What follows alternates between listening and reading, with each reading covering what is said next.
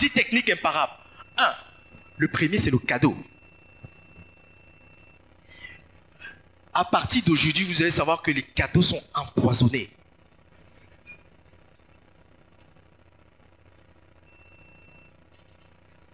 Oui, dans le bon sens de l'entrepreneur qui donne le cadeau. Écoutez, aujourd'hui, nous sommes dans une ère où le cadeau, quand vous offrez le cadeau, sachez que vous êtes en train de prendre un avantage psychologique chez la personne. Dans la psychologie humaine, quand vous donnez quelque chose à quelqu'un qui ne le mérite pas, ils se sentent redevables directement. Et quand ils se sentent redevables, directement vous avez un ascendant psychologique sur lui. Il y a de fortes chances qu'il vous cède un bénéfice du doute, qu'il vous cède le fait que s'il hésitait encore, qu'il flanche. Qu'il flanche. Moi, je n'hésite pas à donner des cadeaux. Hein. Dans l'entreprise, je n'hésite pas à donner des cadeaux. Mais je sais que quand je te donne un cadeau, le retour, quelqu'un parlait du retour. Le retour est dangereux. Très dangereux, les gars. Intégré. Le cadeau ne vous coûte rien. Deux fois, écoutez, ne soyez pas les entrepreneurs à 2 balles, à 750, les entrepreneurs qui volent très bas là. Non, non, non. Il faut commencer dès aujourd'hui. Ouvrez votre esprit. Apprenez à ouvrir les portes de votre cerveau, à donner, à voir grand. Plus vous avez les capacités de donner grand, puis c'est comme ça que vous donnez. Écoutez, il y a une technique que je vais vous donner. Vous savez ce que je fais souvent avec les partenaires d'affaires? J'ai pris l'habitude de ne pas discuter les prix. J'ai pris même l'habitude de ne pas discuter les prix. C'est-à-dire que quand quelqu'un me dit, donne-moi ça pour que je te donne cette qualité de travail, je lui donne. Et vous savez pourquoi je fais ça? C'est parce que je suis à un niveau d'exigence, 1, de qualité, 2, de standard, que quand tu ouvres, tu apprends à donner de la valeur à ce que l'autre fait, tu apprends toi-même à valoriser ce que toi tu donnes. Et tu n'auras pas du mal à taxer ton produit, à mettre du prix dans ton produit. Ouvrez les barricades. Hey! Quand je vois un client, comment tu discutes de 250 avec un client au point de le perdre émotionnellement, je me dis, mais qu'est-ce que tu es en train de faire? Qu'est-ce que tu fais? Vous savez désormais que la vente est émotionnelle. Les gens achètent par émotion, ils partent par émotion. Pourquoi tu discutes 250 avec lui? 300. Quand tu sais que tu as les stratégies derrière pour lui prendre au moins 10 000 francs, 10 fois plus ce que tu es en train de lui donner. Pourquoi? Apprenez à voir grand, les gars. Apprenez à voir grand. Aujourd'hui, vous avez un moteur comme Facebook. Quand vous inscrivez sur Facebook, on vous dit Facebook est gratuit, il le restera toujours. Vous avez des gens qui vous fabriquent, vous pondez les mails, les serveurs de mails, comme Yahoo, Google. Les gens qui pondent un service, les ingénieurs travaillent chaque jour, jour et nuit, pour vous donner un service sécurisé. Et vous l'utilisez tranquillement. Vous ne vous posez jamais la question, comment ils font pour rentabiliser? Si, vous posez la question. Donc quand vous l'utilisez, vous posez la question. Est-ce que vous savez qu'il y a les gens, quand on dit seulement qu'il faut payer $1 pour avoir ce service, vous les avez fait fuir. La majorité des services aujourd'hui, de comment on vous prend, c'est par le gratuit. C'est par un cadeau. Il y a beaucoup d'entre vous sur Internet pour prendre vos adresses mail, vous tous là. C'est quand on vous offre un truc gratuit. Dès qu'on vous dit cliquez ici, dès que tu cliques, on dit voilà, mets ton adresse email, mets ton numéro. C'est comme ça qu'on prend les bases de données. Par un cadeau, les gars. Un cadeau. Offrez un cadeau. Offrez la part. La part qui permet d'avoir le nombre derrière, la masse derrière. Si on mettait seulement 5000, la conférence de la semaine dernière, il y a plein que j'allais perdre. Vous êtes nombreux qu'on allait perdre. On a dit gratuit. Aujourd'hui, vous êtes là. Vous avez payé combien? 10 fois plus. Si c'était 5 000, 10 fois plus. Ok? Mais c'est parce que d'abord, apprenez à voir grand, à échafauder le plan. Comment percuter? Gratuit, très important. 2. Orienter les choix en utilisant les généralités. Très important. Si vous avez suivi une des vidéos qu'on faisait tout à l'heure, c'est l'histoire de quelqu'un qui vend dans un rayon, dans un supermarché.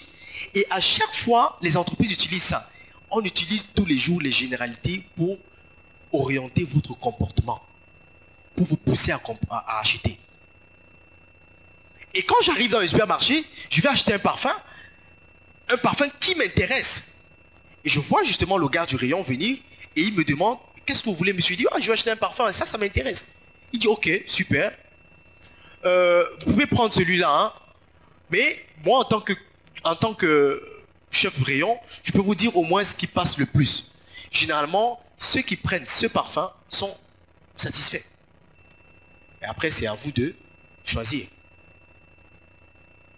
Et quand il dit ça, généralement, il est en train d'orienter votre comportement à acheter.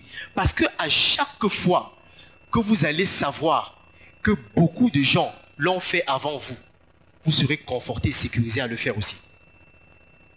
Hein? Vous ne devez pas être les premiers. À chaque fois que vous savez qu'il y en a qui sont passés avant vous, qui l'ont fait avant vous, ça vous sécurise, ça vous met dans un confort.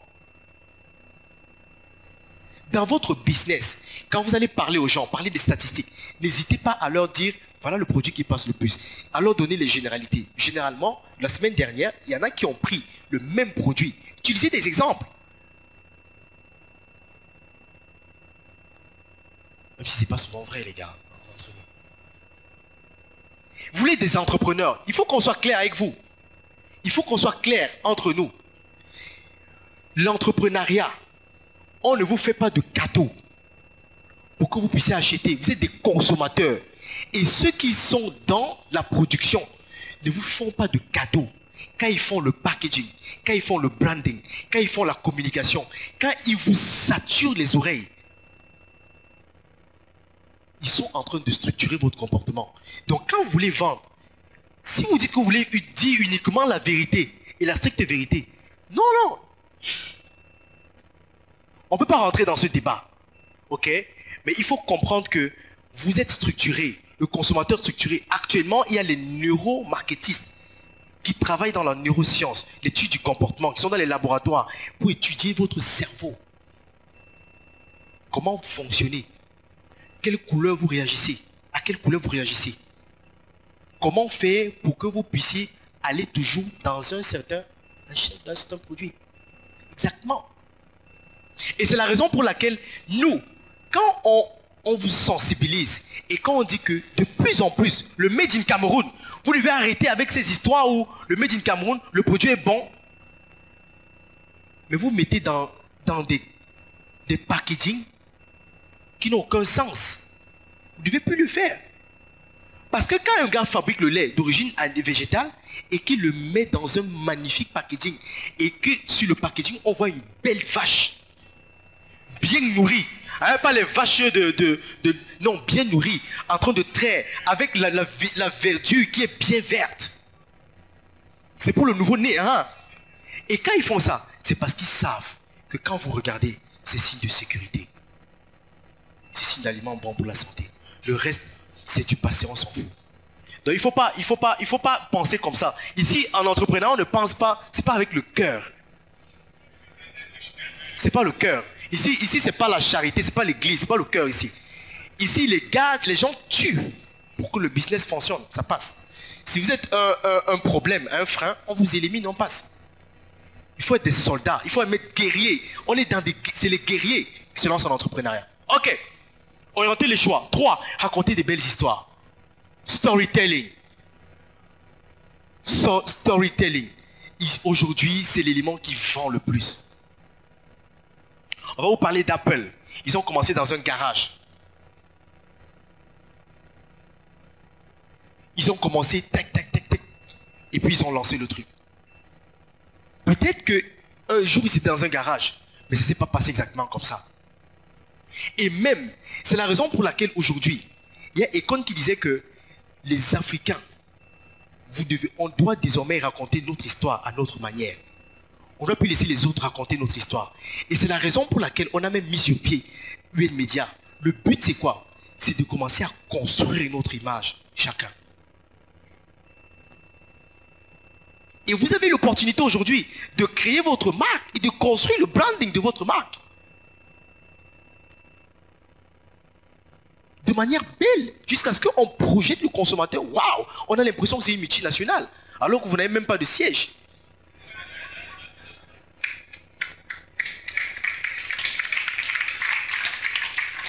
Mais c'est ça la puissance de la vente. Vous savez, écoutez, la vente, c'est les psychologues. Je dis c'est la psychologie. C'est de la pure psychologie. La raison pour laquelle il y en a un qui prend un concept de Béliard Eco, ici il devient milliardaire. Et il y a une autre maman qui vend depuis 105 ans. C'est la psychologie, les gars. C'est la psychologie. 4. Réduire le risque lors de l'achat. À chaque fois que vous allez vouloir conclure une vente, ou que quand un client il est en train de vouloir faire un achat, en réalité, il y a une part de risque qu'il traverse toujours. Il y a une zone d'inconfort. Il se demande, est-ce que je fais une dépense ou un investissement? Est-ce que je suis en train de payer pour mon argent? Et il y a aujourd'hui beaucoup de structures, beaucoup de boîtes qui ont travaillé ici à réduire le risque lors de l'achat. Le moment où vous faites un achat, si vous êtes dans une entreprise, vous vendez un grand service. Un service qui va apporter une solution aux consommateurs ou aux prospects. Vous devez pouvoir leur montrer que l'achat qu'ils sont en train de faire, ils sont en train de faire un investissement à coup sûr. Je prends des exemples. Il y a un restaurant qui, quand vous entrez au restaurant, ils ont écrit, si vous commandez, après 5 minutes, si vous n'êtes pas servi, votre plat est offert.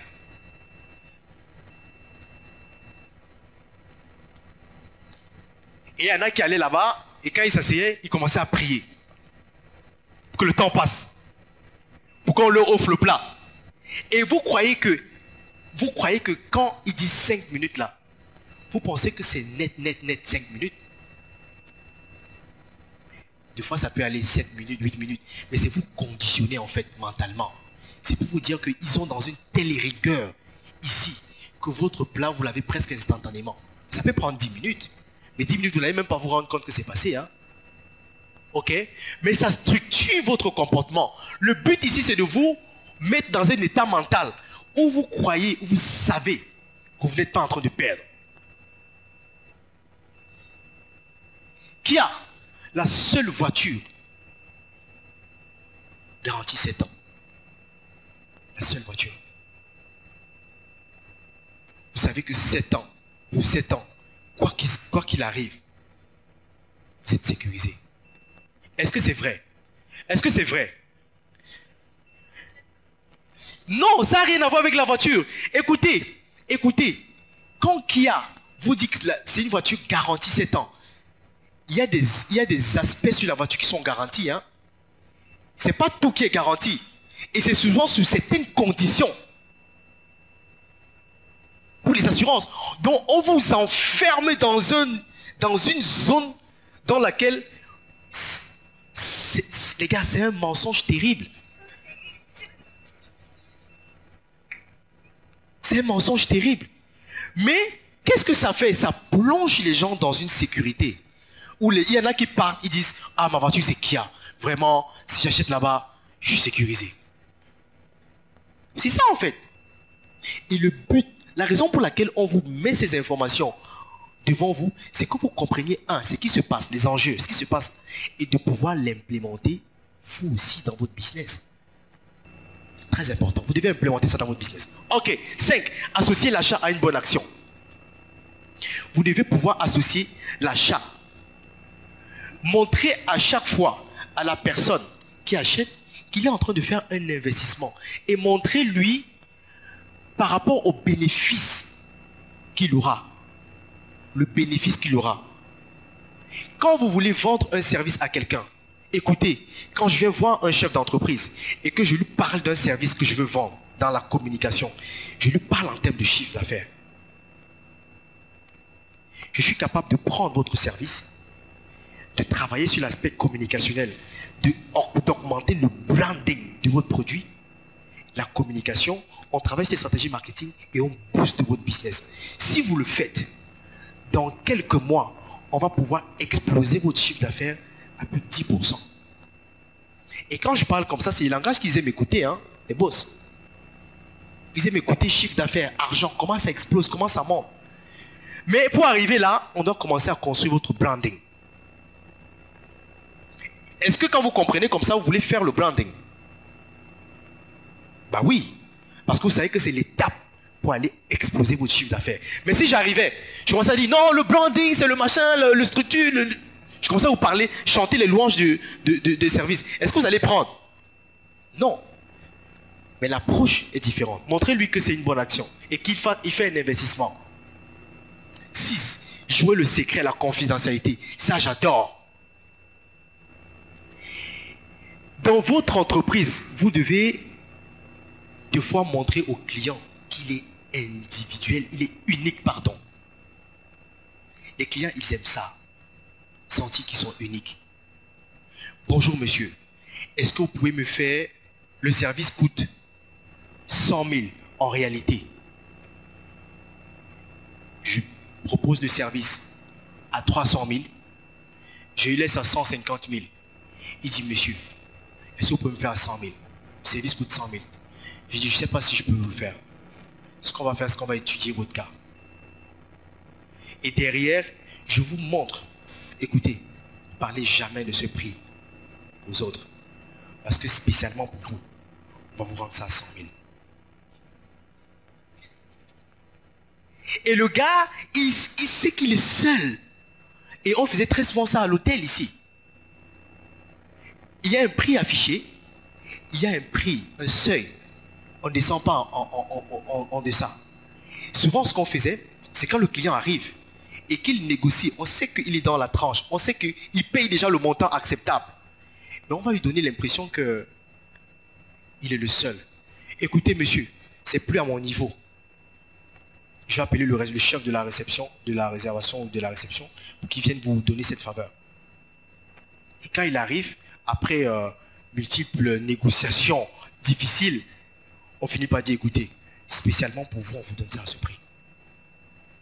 Faites ressentir au client que ce que vous êtes en train de faire, vous lui faites la faveur dans votre service. Et c'est la raison pour laquelle vous ne devez jamais donner un prix. Dans la tête du client, les clients aiment toujours descendre. Vous ne devez jamais commencer avec le prix net. Jamais. Dans votre business. Et souvent vous pensez que la négociation ne se fait pas dans les grands... Non! La négociation se fait même dans les grandes ventes.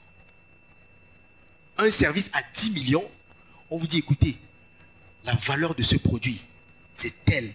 Là, on le vend parce que c'est vous. Et quand vous faites ça, vous êtes en train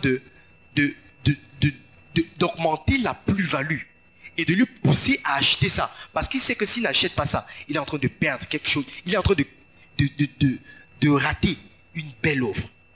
Très important. 7. Jouer à l'urgence. Urgent, urgent, urgent, urgent. Vous devez acheter rapidement. Là, là, là. Le temps passe, le temps presse. Si vous devez acheter. Là, là, là. Vous avez un événement qui commence dans 1 mois. Ce que vous devez faire, première des choses, vous avez le prix, le coût réel de l'accès du ticket à l'événement. Deuxième des choses, comment faire pour pousser les gens? Parce que les gens ne doivent pas acheter le jour-là. Les gens ne doivent pas acheter le jour-là. Vous devez les pousser à acheter avant. Première des choses, vous prenez le coût réel, vous l'augmentez et vous le mettez après. Donc ceux qui vont attendre à vouloir acheter à la dernière minute vont acheter 50 fois plus cher. Si vous voulez acheter 50 fois moins cher, vous achetez maintenant. C'est pas que vous allez diminuer 50 fois moins cher, hein? C'est que c'est le prix même. que vous leur avez donné maintenant, qu'ils doivent payer. Vous devez créer l'urgence quand vous vendez un service. Ne donnez pas l'impression que vous n'ouvrez pas toujours la porte. Leur donner l'impression qu'ils peuvent acheter quand ils veulent. Non. Créer des offres. Et c'est ce que les supermarchés font. Ils créent des offres promotionnelles tout le temps. Tout le temps, créer des offres promotionnelles. Ça finit lundi, ça finit dimanche. Vous devez acheter ça aujourd'hui. Et tout le temps, quand ça finit, on ressort encore une offre. On réchauffe. Hein? Les offres, on réchauffe les offres. Et ce qu'ils font, c'est qu'ils augmentent le prix réel. Et puis, ils mettent là, ils collent là un 25 ou 40% de réduction. Et quand vous venez dans votre esprit, dans votre mental, parce que c'est mental. Ah, Jumia, ah. Parce que c'est mental. Vous voyez 40% de réduction, vous tombez. C'est une bonne affaire, alors que vous êtes en train d'acheter au prix réel. 8. Les rôles du bon et du mauvais flic. Ici, à chaque fois, je mets ça dans mon business. Ce n'est pas toutes les négociations que moi je fais dans mon entreprise, non.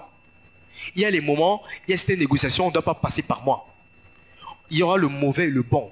Et je donne les consignes que quand le client arrive, vous devez lui vendre ça à ce prix-là. Ne discutez pas. Et deux fois, quand c'est bon, vous jouez au bon et au mauvais flic. Il y a le mauvais flic qui est dur en termes de prix. Il y a le bon flic qui vient là et qui dit, ok, spécialement pour vous, on va accepter. Hein? On va accepter pour vous. Ils le font partout. Partout, on le fait. Quand le client sait qu'on est en train de prendre des mesures urgentes, spécifiques pour lui seul, il se sent choyé. Il sent qu'il est là, il est galvanisé à acheter. Il est poussé à acheter. Vous devez créer ça. Qu'est-ce qu'on est en train de faire depuis? On est dans la psychologie. Et c'est cette psychologie qui fait gagner de l'argent. 80% de la vente, elle est psychologique. D'abord. 9. Jouer sur la présentation de prix. Est-ce que je vous ai dit tout à l'heure? Jouer sur la présentation de prix. C'est exactement la même chose qu'on a fait avec vous samedi dernier. Bien que ça vaut le prix, hein. Bien que je ne suis pas en train de dire qu'on a facturé. Ça vaut le prix. Ok? Le message est passé. Maintenant, sauf que dans votre produit, dans vos services et produits, vous devez réussir à jouer avec les prix. Jouer toujours avec les prix. Les soldes. Vous voyez les gens qui créent les soldes. Il y a souvent ce qu'on appelle le Black Friday.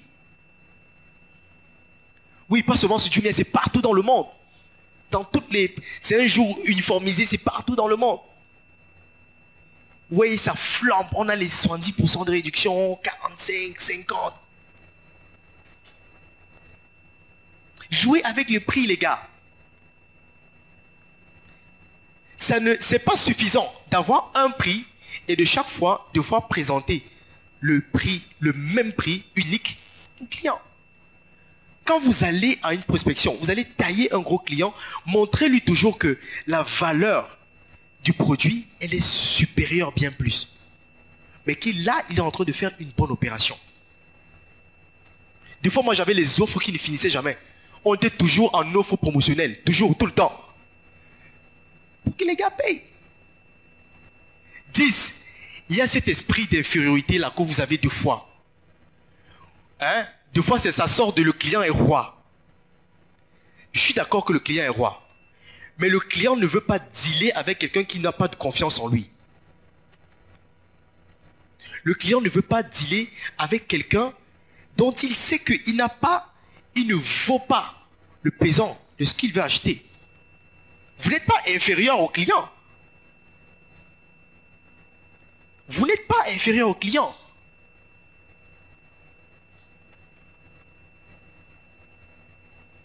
Vous n'êtes pas inférieur. Et vous devez avoir ça en tête à chaque fois. On a vu tout à l'heure la guérilla marketing. C'est un gars qui observe votre système, il voit la faille, il vous propose une solution. Il ne propose pas. Il fabrique le spécimen de la solution. Il vient vous vendre. Vous pensez que quand il vient vous vendre, il va vous supplier? Il connaît les atouts marketing qu'il a. Il sait que ça vous percute. Il vient vous vendre ça. Là, on discute prix. J'ai une solution, tu as un besoin. Et là, on parle égal à égal. Arrêtez de supplier. Arrêtez de penser que vous devez tout le temps supplier pour qu'on achète. Non. À chaque fois que vous vous mettez en position inférieure, le client voit la valeur de ce que vous proposez chute même. Moi, j'ai envie de voir quelqu'un qui me propose un service qui a confiance en lui. Qui parle d'un service avec assurance. Et moi-même, ça me met dans l'assurance d'acheter. Parlez avec assurance. Vous ne devez pas avoir peur. Non. N'ayez pas peur.